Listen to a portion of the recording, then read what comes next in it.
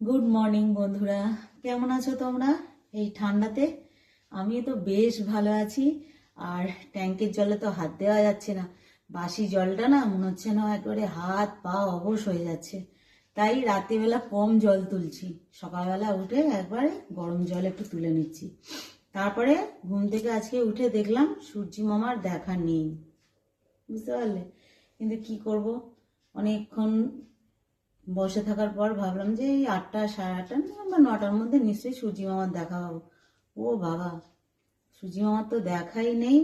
উপরন্ত একটা ঠান্ডা হাওয়া দিচ্ছে বাইরে। তাই ভাবলাম যে না, আজকে যেগুলো কাচার জন্য বার করেছিলাম, এই যে মোটা মোটা ছেলেদের প্যান্ট, সোয়েটার অনেক রয়েছে, বিছানার চাদর টাদর, ভাবলাম যে না, আজকে আর কোনো কিছু কাচাকুচি করলে হবে না। বলে কি বলো তো, ওই শোকাবে না। তো ভাবলাম যে না, আর কেচে আজকে লাভ নেই, এদেরকে আবার রেখে দিই, কালকে কাচবো। এই কি কালকে আবার 4টি জড়ো হবে, মানে এখন যদি 1 বালতি কাচতাম তো কালকে আবার 2 বালতি কাচাকুচি করতে হবে। কিছু করার নেই বলো, আমারই হাত ফাত ঠান্ডা হয়ে যাচ্ছে। ভাবলাম যে না, শুধু একদিন স্নান করে নিই, গরম জল তুলেছি, ব্যাস হয়ে যাবে।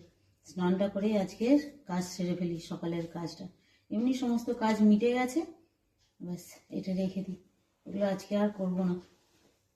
ভালো লাগে বলো তো, রোদ্দুর না থাকলে, শীত পড়ুক যত ইচ্ছে শীত পড়ুক, কিন্তু রোদ্দুর না হলে ভালো লাগে না।